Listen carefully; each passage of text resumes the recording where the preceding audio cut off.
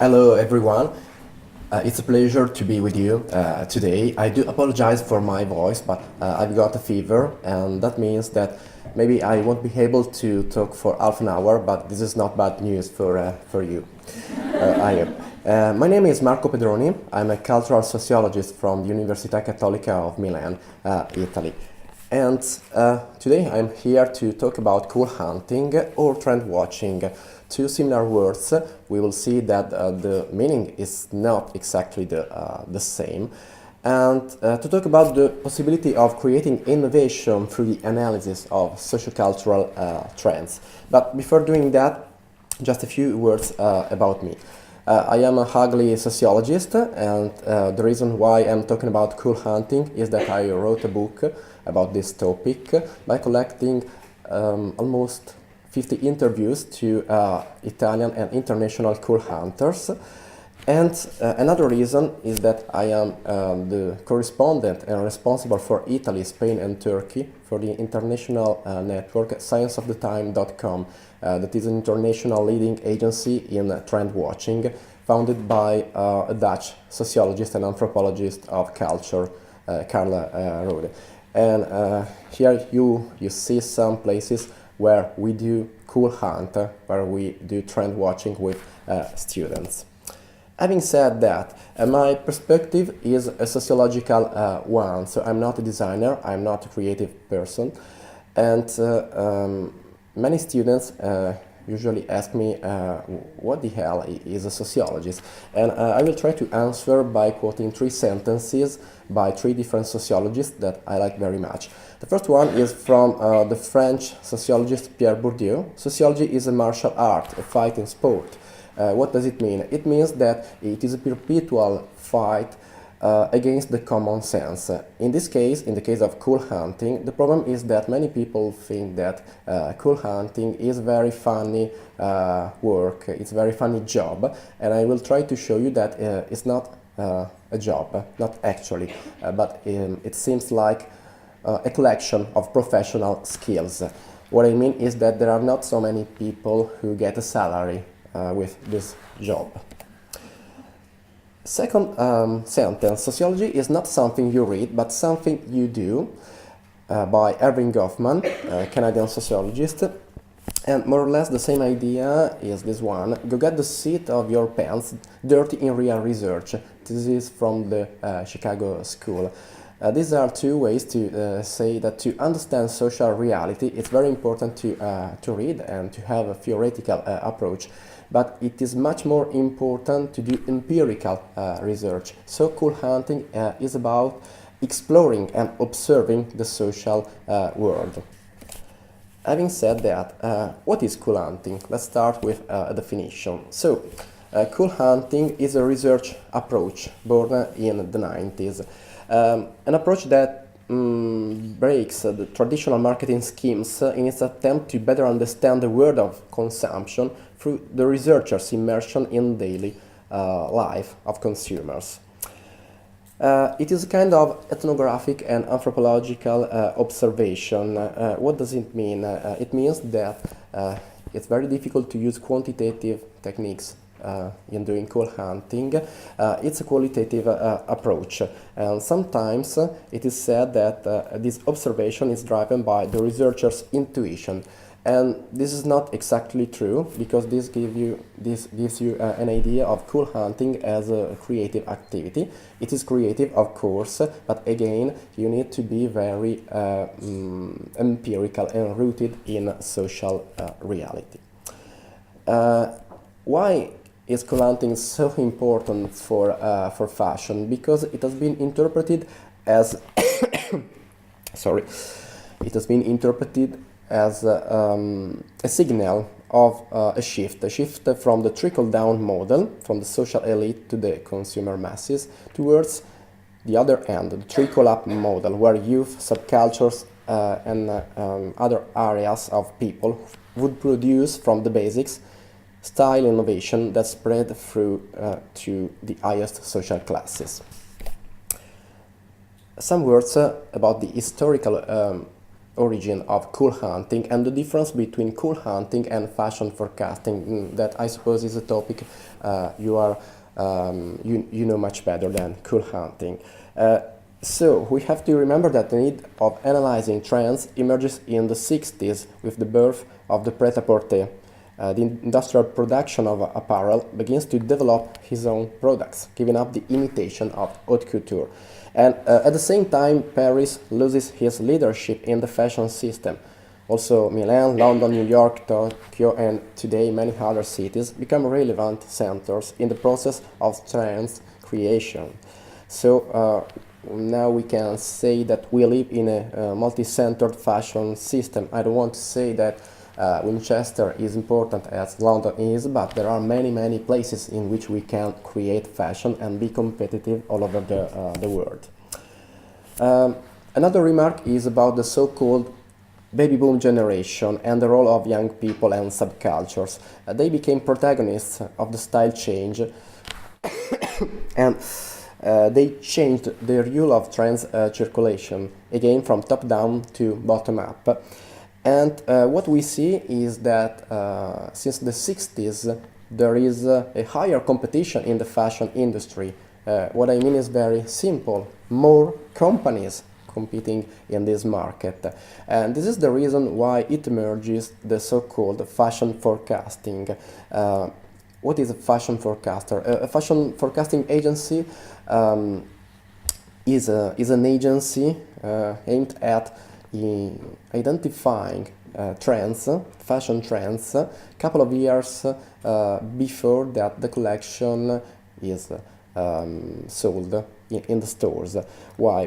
Because you need to know in advance the desires of your consumers. And as you know, the fashion process, at least before the phenomenon of fashion, fast fashion, was very long. So 1.5 years or 2 years from the ideation to the process of selling clothes in the store. This is related to the diffusion of the so-called cahier de tendance, again a French word because Paris was the first city to invent this model. And this is what we can translate into trend books. Have you ever seen a trend book? Yeah, so you know that it is a very huge book with a lot of inspirations, I mean colors, shapes, cuts and so on, and it's very important for the designers' work. I know a lot of designers in Italy that will never recognize the fact that they read trend books because it seems that they are not so creative, but it is a very important and powerful inspiration tool. So what we can say is that cool hunting is an evolution of fashion forecasting. So now the focus is not only on fashion trends, but on socio-cultural trends, what I call the exogenous trends. What does it mean? It means trends outside the fashion industry, not related to shape or colors, but related to the lifestyle or mind style of consumers. And in this perspective, cool hunting became absolutely paramount not only for fashion but for every field of cultural production. We can say that fashion has invented the model, and many other branches of the cultural industry copied this model of doing and producing innovation. When we talk about cool hunters, often there are two stereotypes. On the one side, an hagiographic account. You know that hagiography is the life of a saint. So there are many tales about cool hunters saying that they are very nice people, they are young globetrotters, they have a digital camera, they have an innate curiosity, and so on. And on the other side, there is what I call an apocalyptic account. Think of Naomi Klein's influential book, No Logo. There is a chapter about cool hunting, and cool hunters are defined as legal stalkers of youth culture. We have no time enough, today, but if you want, there is an interesting video on the PBS website that is it is entitled "The Merchants of Cool," and again is a critical perspective on cool hunters as people interested in understanding everything about youngsters' life in order to sell their lifestyles to the market. So I'm talking about cool hunting, but I have also used the word trend watching. So another question is, are trends and coolness the same thing? No, they aren't. They aren't because trend is a very generic word. In statistics, it identifies the direction of a curve. In economics, it identifies the performance over time of a phenomenon. And in common sense, it is something like a general feeling. So we feel that something is trendy when we know that it's à la page, to use another French word. We don't know why we know, but we know. So, fashion industry and fashion forecasting. In the fashion industry, the main interest is for endogenous trends, so trends related to, again, line, cut, design, color, and shape. And we can see that by analyzing the changements over the 20th century in trends. This is a scheme provided by, I guess, a Swedish scholar, I don't remember, Veilgard, who tried to describe the evolution of fashion styles over the 20th century by identifying two poles, simplicity and decoration. And so you see that it is a kind of pendulum. There is a perpetual oscillation between the two poles. And of course, I'm sure you read the book or you watched the movie, The Devil Wears Prada. There is a famous sentence about the so-called cerulean blue. So the cerulean blue is a perfect example of a trend who has meaning just in the fashion industry. I'm not saying that it's not important. It is. Absolutely, it is, but it's not related to the social reality. So the fact that the cerulean blue or red or another color is dominant in a season, it has nothing to do with the evolution of the society. A trend has three main features. It is a forecast of something that is coming to light. It is a process of change, and this is very important. It is something you can observe. There are many ways to distinguish different types of trends, and in my opinion, it's paramount to distinguish fads, so superficial changes, again the dominant color of a season, from mega trends or cool mentalities. What do I mean? For example, the increasing power of women, the environmentalism. These phenomena are not something related to 2014. They are long-term changes in society. And so these are what I call exogenous trends, mega trends or cool mentalities, long-term trends, are not fashion related, not only, at least. There is an interesting paper you can read. If you Google Malcolm Gladwell, The Cool Hunt, you will find this article. It was 1997. Malcolm Gladwell is the writer who coined the label cool hunting in an article where he tried to explain the three rules of coolness. The first rule is the quicker the chase, the quicker the flight. The act of discovering what's cool is what causes cool to move on, which explains the triumphant circularity of cool hunting. Second rule, you can't manufacture cool out of thin air, so it is very important to do concrete research. Third, you have to be cool to know and recognize coolness. In other words, cool can only be observed by those who are themselves cool.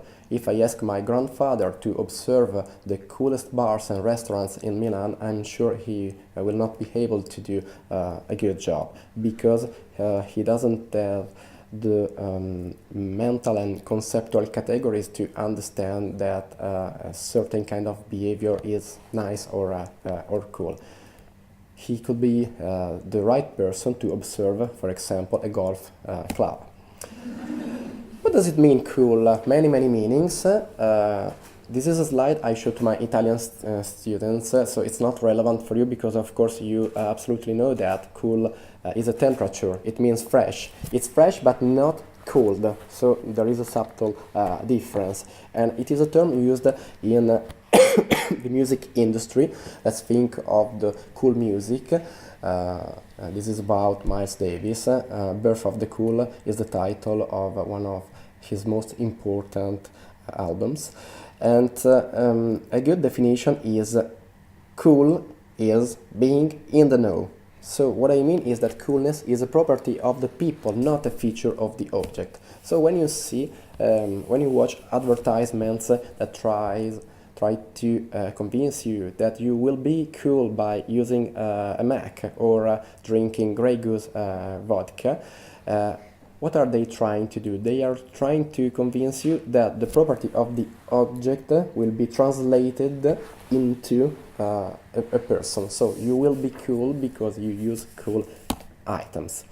But my favorite definition of coolness is the one provided by my colleague Carla Rode from Science of the Time.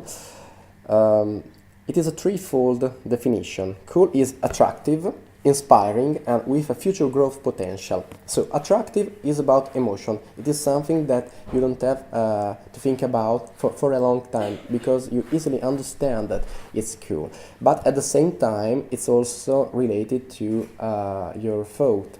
So it is inspiring because it allows you to think of something you can do in your work.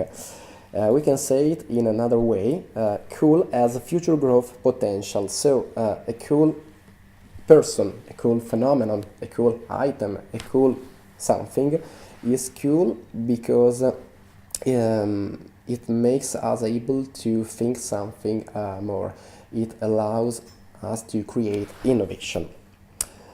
What about the cool hunting process? So I define cool hunting as a professional activity of observation and analysis of any expressive signal noticeable in consumers' behavior, with the purpose of creating reports for commercial buyers who are looking for new ideas in order to develop new communication strategies or new products. So I wrote professional activity is not the same thing as job.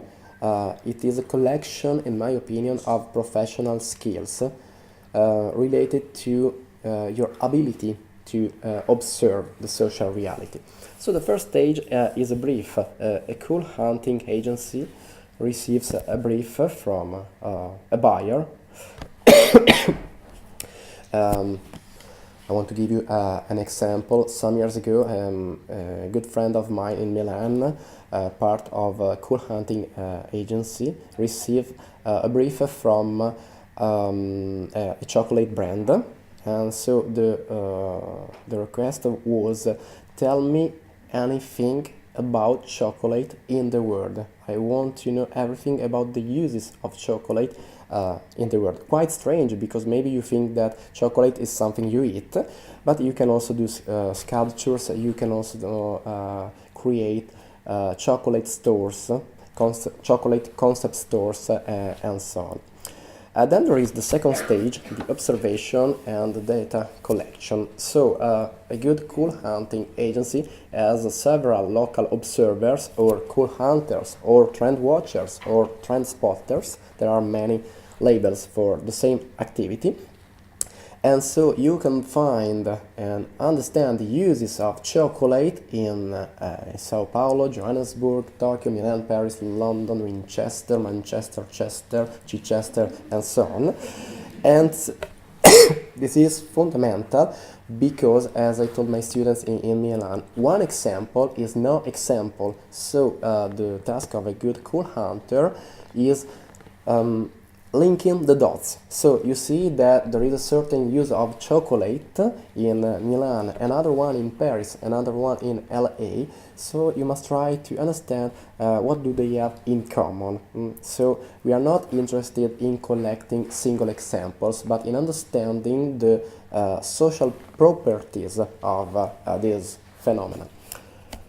And this is about the third stage, data analysis. So there are other people, not the simple cool hunters, not the simple observers, but what we call trend analysts. So within the research agency, there are people, and they often are sociologists, anthropologists, marketers, and so on. A good cool hunting agencies. In these good cool hunting agencies, you see a lot of different people, because it's very important to mix different professional background, and they try, as I told you, to link these dots. Then your report is ready to be sold to a buyer. Another way to say the same thing. So first step is collecting many examples of coolness related to your brief. In this case, what scienceofthetime.com asks to its local observers is a picture, or more than a picture, with description and interpretation. So we are not interested in collecting pictures only, we are interested in seeing what's going on, but we need a short description of the phenomenon. This is an example of research we did in Milan, thousands of pictures of bikes and cyclists in the urban environment. Then you will be able, maybe, to identify a mentality trend, empirically based. So you will be able to understand that these different items collected in the urban environment have something in common. You will be able to identify, in this case, the urban tribes of cyclists. Now you are ready to create the future growth potential, the value. You will be able to understand how to use this information for many things: communication, product, retail strategies, many things. Who do the hunt? There are professionals in the fashion system, people who work in the Bureau de Style, in trend books, editors, designers, stylists, buyers, and so on. There are marketing research agencies, and there are freelances. I met, for example, an architect doing cool hunting, because to be a good cool hunter, you need to be a good observer. So if your profession is about observing the evolution of some sector, this is a good way to do trend watching. This is my last slide. To better understand the phenomena of cool hunting, I do suggest you to explore some websites. Science of the Time is the one I mentioned, and then there is a very important Italian institute, Future Concept Lab. They have nice websites, and you can try to understand how they work. But at the same time, have a look at the traditional fashion forecaster, the UK-based WG the French-based Père Paris or Lee Delcourt, because in this way you will see the difference between doing research on internal trends and what I called exogenous trends. This is about Science of the Time again, and before concluding, I just want to say that I am very grateful to Amanda Bragg-Mollison, to Luca Lossico, to the whole Winchester School of Art, and especially to you for taking the time to listen to me. Thanks a lot.